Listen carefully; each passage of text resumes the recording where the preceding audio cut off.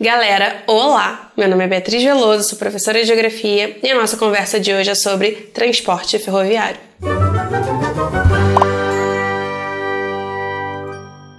O transporte ferroviário é realizado sobre trilhos, podendo ser trem de alta velocidade, veículo leve sobre trilhos, trem ou metrô. Esse modal começou a ser implementado no Brasil em 1854 pelo Barão de Mauá. Essa ferrovia interligava a Baía de Guanabara até a região serrana do Rio de Janeiro e foi por causa de sua construção que o Mauá recebeu o título de barão. Esses investimentos se intensificaram bastante de 1870 até 1920, sendo esse período chamado de Era das Ferrovias. Infelizmente, essa realidade não é observada nos dias atuais por causa da expansão do rodoviarismo. A princípio, essas ferrovias eram financiadas e construídas por ingleses e visavam satisfazer fins comerciais e não interligar o país. Um ponto interessante de se levantar sobre os investimentos dos ingleses era a diferença da bitola. Para quem não sabe, a bitola é o espaçamento entre os trilhos. As bitolas dos ingleses mediam 1 metro e hoje em dia a gente utiliza bitolas de 1,60 m. Essa informação é relevante por 2 pontos.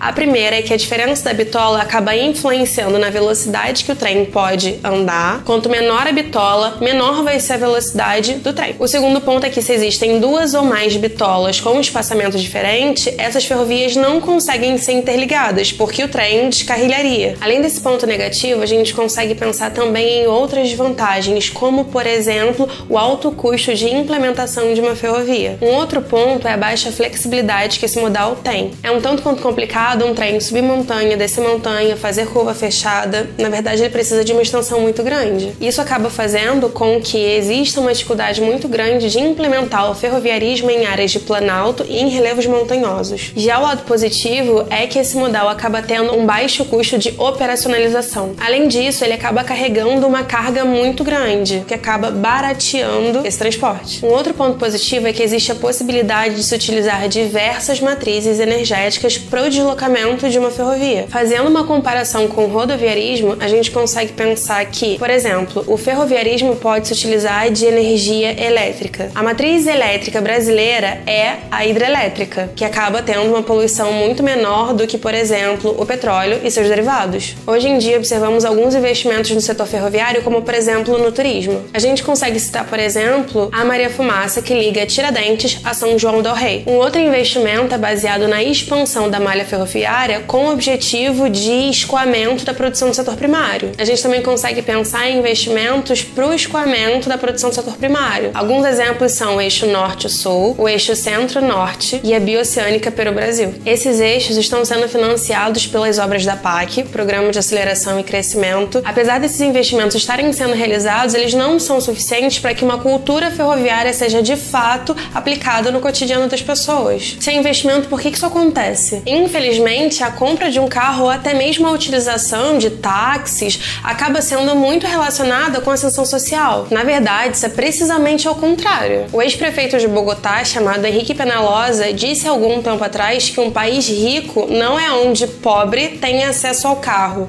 e sim onde um rico prefere utilizar transporte público. Esse transporte público, esse transporte de carga precisa de investimentos para ser uma opção, e não necessariamente as pessoas acabarem se utilizando do rodoviarismo de carros pela falta de opção do acesso ao transporte público de qualidade. Imagino que você tenha visto ou já tenha vivenciado alguma vez, a corrida para conseguir pegar um ônibus, para conseguir pegar algum transporte. Isso acaba acontecendo, esse desespero todo, pela falta de regularidade desses transportes, pelo sufoco que as pessoas passam para conseguir chegar até o seu destino. Esse fato acaba afastando eles do transporte público. Se uma pessoa tem um pouquinho mais de dinheiro e pode investir no carrinho, ela vai querer investir nele na maioria das vezes. Se a gente for parar para pensar em todos os pontos positivos em investimentos nas ferrovias, a gente pode começar falando sobre a parte econômica. Seria um investimento de mais ou menos 22 bilhões de reais. Essa medida pode ser baseada em redução da emissão de poluentes e consumo de combustível, da mesma maneira que reduz o tempo de viagem e o número de acidentes. Para colocar a competitividade mobilidade do Brasil de volta aos trilhos, uma série de recomendações são dadas, como, por exemplo, a renovação de concessões, o aumento de investimentos das concessionárias, a adequação de um marco regulatório atual, além da resolução das questões dos trechos que estão ociosos hoje em dia. A Confederação Nacional da Indústria realizou um estudo sobre infraestrutura e redigiu um documento com propostas para os candidatos à presidência de 2018. Eu vou deixar esse documento na descrição do vídeo para vocês darem uma lida. Depois não esquece de comentar sobre o que vocês acharam e se tem algum candidato que vocês acham que é capaz de realizar esses investimentos. Era isso que eu tinha para falar com vocês.